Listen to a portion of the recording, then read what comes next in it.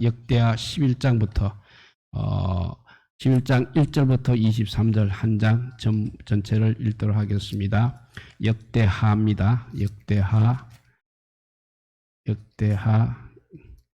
11장. 역대하 11장은 구약성경 669페이지에 있습니다. 역대하 11장 1절부터 23절까지 우리 전장을 우리 한 목소리로 같이 읽겠습니다. 구약성경 669페이지 우리 다 찾아서 같이 읽도록 하겠습니다. 르호보암이 예루살렘에 이르러 유다와 베냐민 족속을 모으니 택한 용사가 18만 명이라. 이스라엘과 싸워 나라를 회복하여 르호보암에게 돌리려 하더니 여호와의 말씀이 하나님의 사람 스마야에게 임하여 이르시되 솔로몬의 아들 유다왕 르호보암과 유다와 베냐민에 속한 모든 이스라엘 무리에게 말하여 이르기를 여호와께서 이같이 말씀하시기를 너희는 올라가지 말라. 너희 형제와 싸우지 말고 각기 집으로 돌아가라. 이 일이 내게로 말미암아 난 것이라 하셨다 하라 하신지라. 그들이 여호와의 말씀을 듣고 돌아가고 여로보암을 치러 가던 길에서 되돌아왔더라.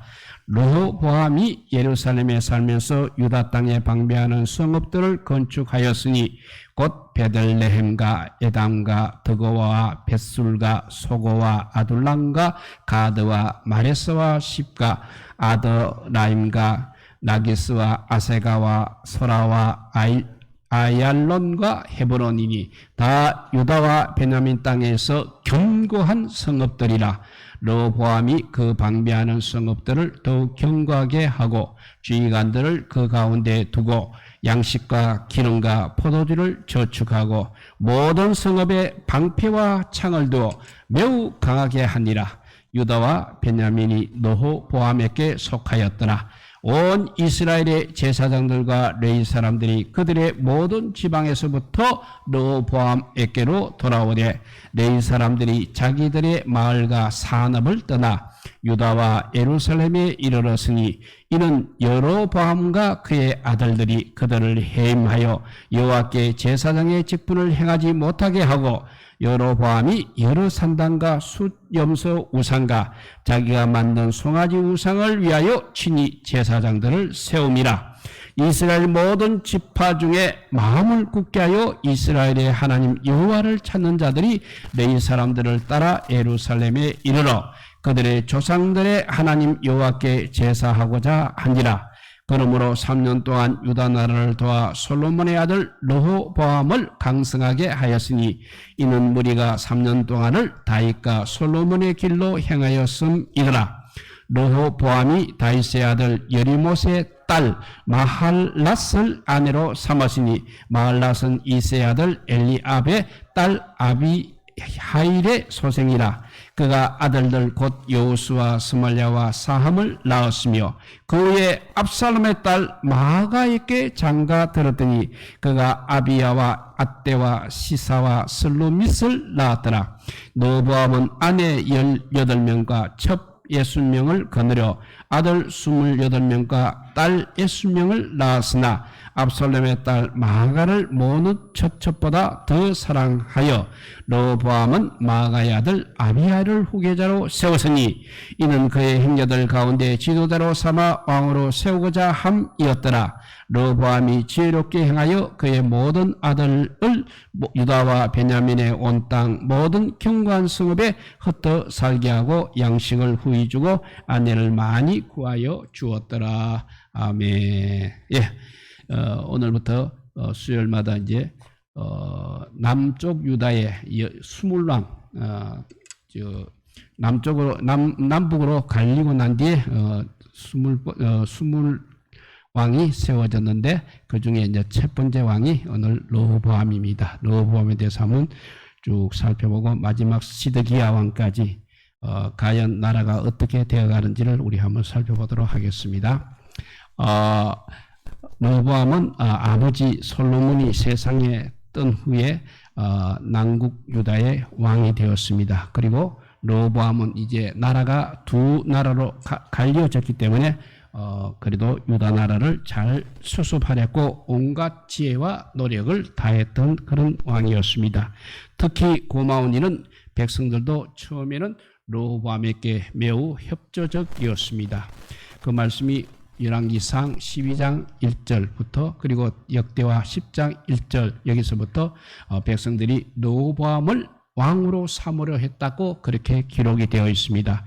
특별히 열왕기상 12장 4절에서는 왕의 아버지가 우리의 멍에를 무겁게 하였으나 왕은 이제 왕의 아버지가 우리에게 시킨 고역과 매우 무거운 멍에를 가볍게 하소서. 그리하시면 우리가 왕을 섬기겠나이다 라고 그렇게 백성들이 말을 했습니다. 이에 대해서 르호보암은 사흘 뒤에 답하기로 약속하고 노인들과 소년들의 의견을 들어보았습니다. 그러나 노인들의 이 의견을 버리고 소년들의 의견대로 답함으로써 급기야 나라가 이제 남북으로 갈라지게 되었습니다. 르호보암이 노인들의 의견을 버리고 소년들의 의견대로 대답을 할 때 그냥 아무 생각 없이 가볍게 대답하지는 않았을 것입니다. 이 일이라는 것은 나라의 일은 어린 아이들의 장난이 아니고 한 나라의 운명을 가르는 중대한 국가 정책인 것입니다. 르호보암이 생각하고 또 깊이 연구하고 여러 번 살핀 후에 아마 소년들의 의견대로 대답해야만 나라가 잘 될 줄 알고 그렇게 대답을 했을 것입니다. 그런데 결과적으로 결국에 가서는 나라가 갈라지고 말았습니다. 나라가 갈라진 직접적인 원인은 바로 이 르호보암이 잘못 판단한 데 있다고 볼 수도 있습니다. 그러나 성경은 이 일이 여호와께로 말미암은 일이라고 그렇게 말씀하고 있습니다. 그러면 여호와께로 말미암았다는 뜻은 무슨 뜻이겠습니까? 솔로몬이 범죄를 할 때 여호와께서는 솔로몬에게 열왕기상 11장 11절부터 13절에 보면 너에게 이러한 일이 있었고 또 너가 나의 언약과 내가 너에게 명령한 법도를 지키지 아니하였으니 내가 반드시 이 나라를 너희께서 빼앗아 너희 신하에게 주리라. 그러나 너의 아버지 다윗을 위하여 너의 세대에는 이 일을 행하지 아니하고 너의 아들의 손에서 빼앗으려니와 오직 내가 이 나라를 또 다 빼앗지 아니하고 내 종 다윗과 내가 택한 예루살렘을 위하여 한 지파를 너희 아들에게 주리라 하셨더라고 그렇게 말씀하셨습니다. 그러니까 르호보암이 그래도 나름대로 나라를 한번 잘 수습해버렸고 아무리 힘을 쓰고 지혜를 짜내었습니다. 그러나 그 노력이 결국은 보람을 보지 못하고 결국에는 나라가 갈라지고 만 것은 바로 그의 아버지 솔로몬의 죄 때문이었던 것입니다. 아버지 솔로몬이 이렇게 범죄를 하자 하나님께서 그의 아들 때에 이루어질 일을 이루어지도록 그렇게 예정을 하셨습니다. 그러므로 그 예정대로 르호보암의 노력이 결국은 보람을 보지 못하고 나라가 갈라지고 말았던 것입니다. 그러니 솔로몬은 아들 때 나라가 갈라지는 그런 불행한 일을 예정하도록 아들에게 물려준 아버지가 되었습니다. 자녀를 둔 부모님들은 바로 여기에서 우리가 크게 각성을 해야 하겠습니다. 솔로몬처럼 부모가 내가 지은 죄로 말미암아 우리 아이들 대에 거두게 될 불행의 씨를 심어놓는 그런 부모가 되어서는 절대 안 된다는 것입니다. 우리 다음 세대들이 르호보암처럼 아무리 자기 악기를 잘되게 하려고 애씁니다만 그렇지만 부모인 앞에 세대가 지은 죄로 말미암아 심지어 지은 죄로 말미암아 심어놓은 불행의 그 일들이 이루어지기 위하여 우리 다음 세대들의 노력과 예수님이 묵살을 당한다면 그들에게 우리가 얼마나 미안하고 죄송스러운 일이 되겠습니까? 그래서 신명기 1장 36절을 보게 되면 오직 여분의 아들 갈렙은 온전히 여호와께 순종하였은즉 그는 그것을 볼 것이요 그가 밟은 땅을 내가 그와 그의 자손에게 주리라고 말씀하셨습니다. 갈렙의 자손들이 이렇게 가나안 땅에 들어가게 된 것은 아버지 갈렙의 순종 때문이었다는 것입니다. 우리도 갈렙처럼 우리의 순종 때문에 우리 다음 세대들이 복을 받게 하는 부모가 될지언정, 솔로몬처럼 부모의 범죄로 말미암아 아이들에게 불행을 물려주는 그런 부모가 되어서는 아니 되겠습니다. 잘 하려고는 했습니다만 죄 때문에 무산된 일이 또 성경에 하나 더 있습니다. 압살롬 이야기입니다. 압살롬이 다윗과 싸울 때 모사 두 사람에게 물어보았습니다. 한 사람의 모사는 아히도벨이요, 다른 한 사람은 후세였습니다. 특히 아히도벨이 베푸는 계략은 그야말로 하나님께 물어서 받은 말씀과 똑같을 정도로 정확하고 우수했던 정책이었습니다. 그런데 압살롬이 왜 아히도벨의 계략을 버리고 후세의 계략을 택했습니까? 그 까닭을 사무엘하 17장 14절은 여호와께서 압살롬에게 화를 내리려 하사 아히도벨의 좋은 계략을 물리치라고 명령하셨음이라고 그렇게 기록하고 있습니다. 압살롬은 지금 전쟁을 하고 있는 중입니다. 이 전쟁은 이 세상에서 전쟁 이상 심각한 일이 또 어디에 있겠습니까? 왜냐하면 전쟁에서 지면 내가 죽는 것입니다. 그리고 전쟁에서 이기면 내가 사는 것입니다. 압살롬은 전쟁을 치르면서 후세의 계략을 취하야만 내가 이기고 잘 되는 줄 알고 후세의 계략을 취했습니다. 그랬더니 그 길은 바로 여호와께서 하나님께서 압살롬에게 화를 내리게 하시는 예정에 이르는 길이었던 것입니다. 그는 아들로서 아버지를 반영하는, 압살롬은 아들로서 아버지 다윗을 반영하려는 전쟁을 일으키는 그런 엄청난 죄를 지었기 때문인 것입니다. 우리가 이렇게 범죄하는 날에는 내가 가장 잘 되려고 취한 지혜로운 방법일지라도 이는 하나님께서 나에게 화를 내리게 하시는 예정을 이루어 놓는 길이 되고 있는 셈입니다. 마찬가지로 르호보암은 잘 되려고 했습니다만 아버지의 죄 때문에 이렇게 나라가 갈리는 불행을 겪게 되었던 것입니다. 거기에 또 압살롬도 앞에서 압살롬도 마찬가지로 잘 되려고 했으나 결국 그 사람은 압살롬은 자기 죄 때문에 불행하게 되었습니다. 그러니까 우리가 지어서는 안 될 일이 바로 죄라는 것을 깨닫기 바랍니다. 여로보암에게 이제 나라를 빼앗긴 르호보암은 너무 분했습니다. 그래서 예루살렘에 돌아오자 유다와 베냐민의 택한 용사 18만 명을 데리고 가서 이스라엘과 싸워서 북쪽 이스라엘과 싸워서 나라를 회복하려고 했습니다. 이거는 왕으로서 있을 만한 일이고 100번 있을 만한 일입니다. 한 나라의 왕으로 삽시간에 그렇게 나라를 빼앗기고 가만히 있을 왕이 어디에 있겠습니까? 무슨 수단과 방법을 쓰더라도 결코 단시일 내에 잃어버린 영토를 되찾으려고 할 것입니다. 죽어도 눈을 못 감고 죽을 일이라 할 수 있는 것입니다. 그래서 택한 병사 18만 명을 거느리고 나라를 이제 되찾으려고 나섰습니다. 누가 말려도 기어코 해야 할 일인 것입니다. 그런데 하나님의 사람 스마엘을 통하여 주신 하나님의 말씀을 듣고 그 말씀대로 순종하여 그 모든 것을 포기하고 여로보암을 치려했던 일을 취소했습니다. 여로보암과 싸워 기어코 나라를 회복하려고 했습니다만 여호와의 말씀이 이렇게 임하자 자기의 고집을 꺾고 하나님 말씀의 행동 규정을 두었던 것입니다. 이것이 옳은 생각입니다. 그리고 이것이 바로 우리 성도들의 행동 기준이 되어야 하는 것입니다. 우리 성도의 행동 기준은 항상 하나님의 말씀에 두어야 하는 것입니다.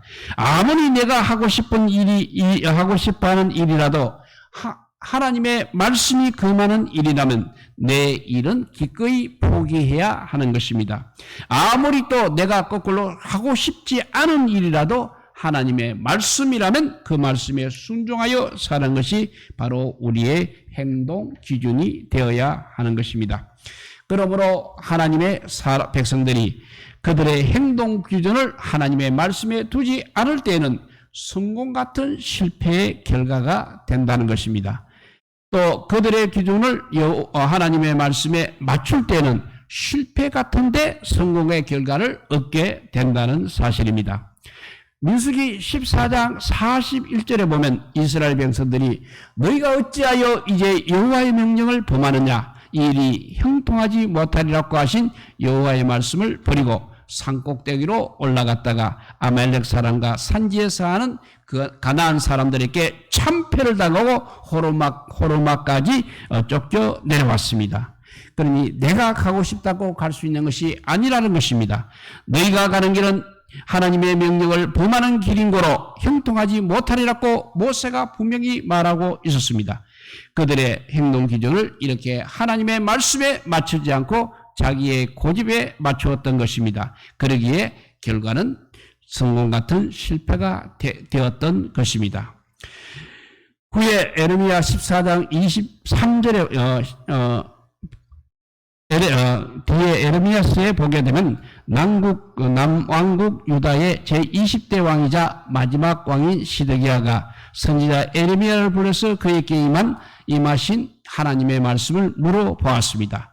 그러자 에레미야는 그에게 임하신 그 하나님의 말씀을 시드기야에게 소개해 주었습니다. 그 내용인즉 왕이 바벨론 왕에게 항복하게 되면 첫째, 왕의 생명이 살고 복을 받게 된다. 두 번째는 예루살렘 성이 불사름을 당하지 않게 된다. 그리고 세 번째는 그의 가족이 살게 된다고 그렇게 말해 주었습니다. 그러나 거꾸로 하나님의 말씀을 듣지 않으면 첫째, 왕이 바빌론 사람들의 손에서 벗어나지 못한다. 두 번째, 예루살렘이 불사름을 입는다. 세 번째, 왕의 가족이 바빌론 사람에게 끌어냄을 입겠다. 네 번째, 유다 왕국에 남아있던 모든 여자는 바벨론 왕의 고관들에게 끌려가겠다고 그렇게 말했습니다. 그러니 왕의 행동 기준을 하나님의 말씀에 두어 바벨론 왕에게 부디 항복하라고 그렇게 권고했습니다. 그리고 그러나 시드기야 왕은 선지자 에레미야를 통해서 그에게 주신 하나님의 말씀의 행동 기준을 두지 않았다는 것입니다. 자기의 고집대로 항복하지 않았습니다. 에레미야를 통해서 그에게 예언하였던 모든 말씀대로 결국 다 응하는 것을 볼 수 있습니다. 어떻게 되었습니까? 첫째, 시드기야는 바벨론 왕에게 붙들려 두 눈을 빼앗기고 사슬에 결박되어 바벨론으로 끌려가 거기서 죽었습니다. 두 번째, 예루살렘 성은 불사름을 당했습니다. 세 번째, 그의 가족들은 시드기야가 보는 앞에서 바벨론 왕에게 죽임을 당했습니다. 네 번째, 백성들은 바벨론 고관에게 끌려가 성공 같은 실패를 당하고 말았습니다. 또 42장 이제 예루살렘이 함락된 후에 남아있던 사람들이 또 선지자 에레미야에게 자기들이 취할 행동에 대해서 하나님께 물어달라고 그렇게 부탁하면서 하는 말이 에레미야서 42장 5절 6절 말씀입니다. 우리가 당신의 하나님 여호와께서 당신을 보내사 우리에게 이루시는 모든 말씀대로 행하리이다. 여호와께서는 우리 가운데 진실하고 성실한 증인이 되시옵소서. 우리가 당신을 우리 하나님 여호와께 보내면 그의 목소리가 우리에게 좋든지 좋지 않든지를 막론하고 순종하려 함이라. 우리가 우리 하나님 여호와의 목소리를 순종하면 우리에게 복이 있으리이다 라고 그렇게 말했습니다. 그래서 10일 후에 하나님의 말씀이 여호와에게 임했습니다. 그래서 여호와는 이렇게 말했습니다. 에레미야 42장 10절 보면 너희가 이 땅에 눌러 앉아 산다면 내가 너희를 세우고 헐지 아니하며 너희를 심고 뽑지 아니하리니 이는 내가 너희에게 내린 재난에 대하여 뜻을 돌이킴이라. 그러면서 경고하기를 너희가 이 땅에 머물지 말고 거꾸로 애굽으로 내려가게 되면 이어서 16절 17절을 보면 너희가 두려워하는 칼이 애굽 땅으로 따라가서 너희에게 미칠 것이요 너희가 두려워하는 그 기근이 애굽으로 급히 따라가서 너희에게 임하리니 너희가 거기서 죽을 것이라. 무릇 애굽으로 들어가서 거기에 머물러 살기로 고집하는 모든 사람은 이와 같이 되리니 곧 칼과 기근과 전염병에 죽을 것인즉 내가 그들에게 내리는 재난을 벗어나서 남을 자 없으리라고 말했습니다. 그럼에도 불구하고 그들은 그 땅에 계속 머물고 애굽에 내려가지 말라는 하나님의 말씀에 행동 기준을 두지 아니하고 자기들의 욕심대로 행동 기준을 두어서 애굽으로 내려갔습니다. 그랬더니 에레미야 42장 16절과 17절에 보면 예언한 재앙을 문자 그대로 고스란히 받을 수밖에 없었습니다. 그들의 행동 기준을 이렇게 하나님 말씀에 두지 아니하고 자기들의 고집에 두어 행동한 그들에게 다시 한번 성공 같은 실패가 그들에게 이루어졌던 것입니다. 이제 다시 본문으로 돌아가서 삽시간으로 나라를 그렇게 잃어버린 르호보암이 신속한 시일 내에 무슨 방법을 쓰더라도 기어이 기어코 나라를 행복하려고 한 일은 왕으로서는 100번 잘한 일이라 할 수 있겠습니다. 기어코 그렇게 하려고 있는 힘을 다 쏟았을 것입니다. 어느 누가 말려도 르호보암의 그 결심은 변동시킬 수 없을 것입니다. 그러나 오직 한마디 말씀, 즉 하나님의 사람 스마야 선지자를 통하여 주신 하나님 말씀 한마디에 르호보암은 자기의 결심과 고집을 꺾고 행동 기준을 하나님 말씀에 두었던 것입니다. 우리 역시 행동 기준을 하나님의 말씀에 둘 때는 실패가 떠나 성공에 이르고 반대로 그렇지 않을 때는 성공 같으나 실패에 이른다는 사실을 우리는 다시 한번 기억하시기 바랍니다. 르호보암 왕은 행동 기준을 이렇게 자기 감정이나 자기 욕심에 두지 아니하고 하나님 말씀에 두었습니다. 그래서 행동 기준을 하나님 말씀에 두는 르호보암에게 하나님께서는 12가지 축복을 주었습니다. 오늘 5절에서 10절을 보면 첫째 르호보암은 남국 유다에 속한 15성읍에 방비하는 성읍들과 견고한 성읍들을 건축하게 했습니다. 그리고 두 번째는 르호보암이 이 모든 성읍을 더욱 견고하게 했습니다. 세 번째, 그 견고한 성읍들을 책임지고 지킬 지휘관들을 배치시켰습니다. 네 번째, 군사들이 먹고 싸울 수 있는 양식과 기름과 포도주, 군량미를 저축했습니다. 다섯 번째, 각 성읍에 방패와 창을 두어 매우 강하게 했습니다. 여섯 번째, 온 이스라엘의 제사장들이 그들의 모든 지방에서부터 르호보암에게 돌아왔습니다. 그리고 일곱 번째는 매일 사람들이 오랜 세월 정든 고향과 물질적인 산업을 벌이고, 즉 정신적인 희생과 물질적인 희생을 겪으면서까지 르호보암에게 돌아왔습니다. 여덟 번째, 모든 이스라엘 지파 사람들이 또한 르호보암에게로 돌아왔습니다. 아홉 번째, 보통 사람이 돌아온 것이 아니라 마음을 굳게 하여 이스라엘 하나님 여호와를 찾는 믿음의 사람들이 돌아왔습니다. 그래서 열 번째 복은 잠언 14장 28절에 있는 백성이 많은 것은 왕의 영광이요 백성이 적은 것은 주권자의 패망이니라는 그 백성이 많은 축복을 르호보암에게 안겨주는 결과를 만들었습니다. 11번째는 역대하 11장 17절 말씀처럼 무리가 3년 동안을 다윗과 솔로몬의 길로 행하였더라는 그 복을 받았습니다. 마지막 12번째 복은 하나님께서 3년 동안 이렇게 남왕국 유다를 강성케 하신 까닭은 무리가 3년 동안 다윗과 솔로몬의 길로 행하였기 때문이라고 말씀하고 있습니다. 그러면 유다 사람들이 왜 3년 동안 다윗과 솔로몬의 길로 행할 수 있도록 좋은 영향력을 끼친 사람들은 누구라고 말하고 있습니까? 마음을 굳게 하여 이스라엘 하나님 여호와를 구하는 믿음의 사람들이었습니다. 그리고 행동 기준을 오직 하나님의 말씀에만 두고 살았던 르호보암에게 하나님께서는 이렇게 12가지 축복을 주셨던 것입니다. 우리도 르호보암처럼 행동 기준을 오직 하나님 말씀에만 두어서 르호보암처럼 많은 축복을 받는 믿음의 사람들이 될 수 있기를 바랍니다. 그런데 이제 23절 마지막에 가서는 좀 좋지 않은 일이 르호보암에게 있습니다. 르호보암은 지혜롭게 행하여 모든 아들을 유다와 베냐민의 온 땅 견고한 성읍에 흩어 살게 하고 양식을 후히 주고 아내를 많이 구해 주었다고 했습니다.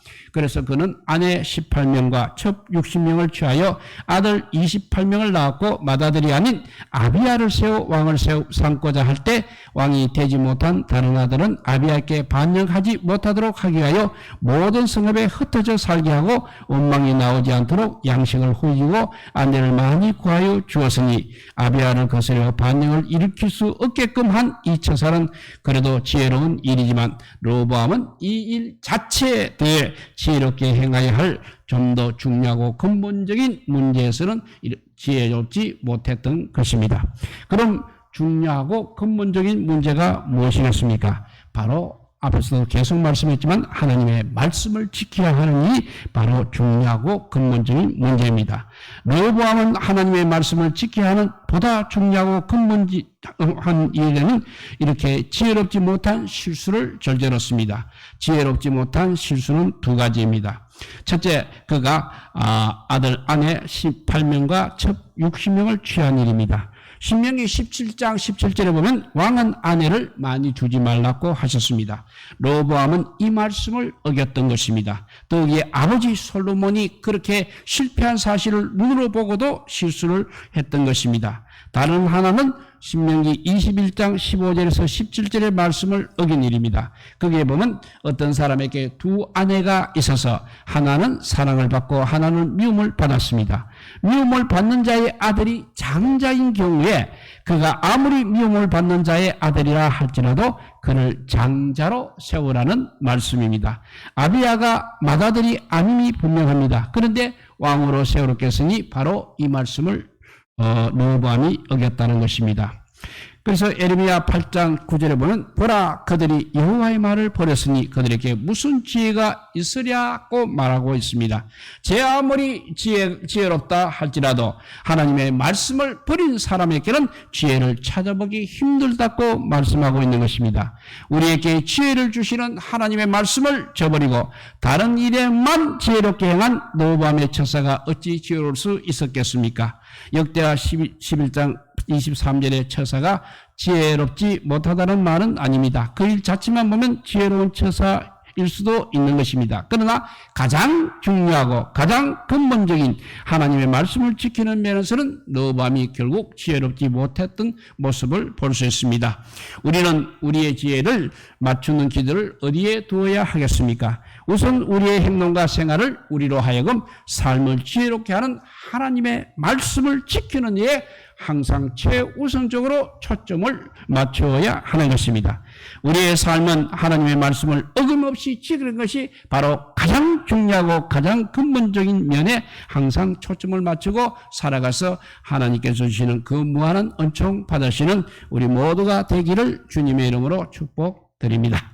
기도하겠습니다. 사랑의 하나님 감사합니다. 오늘도 귀한 말씀을 통해서 그 아버지 다윗과 솔로몬에 이어서 이제 르호보암에 이르러서는 결국 나라가 둘로 갈라졌지만 그래도 주님의 하나님의 말씀에 순종하여서 북쪽에 이스라엘을 치지 아니하고 그렇게 아버지 평화롭게 살았습니다. 그러나 그의 개인적인 또 일에 있어서는 또 실패를 한 것을 우리가 보았습니다. 우리는 무슨 일이든지 내 이익이 중요한 것이 아니라 하나님께서 어떻게 말씀하셨는지를 늘 살피는 저희들 되게 하여 주시옵소서. 세상에 많은 사람들이 있지만 가장 아버지와 행복한 사람은 가장 하나님의 축복을 받는 사람은 하나님 말씀에 순종하는 사람이라고 했습니다. 그 순종이 우리 모두의 순종이 되게 하여 주시고 이 나라가 아버지와 하나님 말씀에 순종하는 나라가 되게 하여 주시고 우리 교회가 한치라도 변함없이 주의 말씀대로 순종하는 교회가 되게 하여 주시고 우리 성도들의 가정에도 우리 성도들 자신에게도 늘 하나님 말씀 순종하겠다는 굳건한 믿음 가지고 하나님께서 기뻐하시는 주의 종들이 다 되게 하여 주시기를 간절히 빌고 원하오며 우리 구주 예수 그리스도 이름으로 기도드리옵나이다. 아멘. 네, 우리 285장입니다.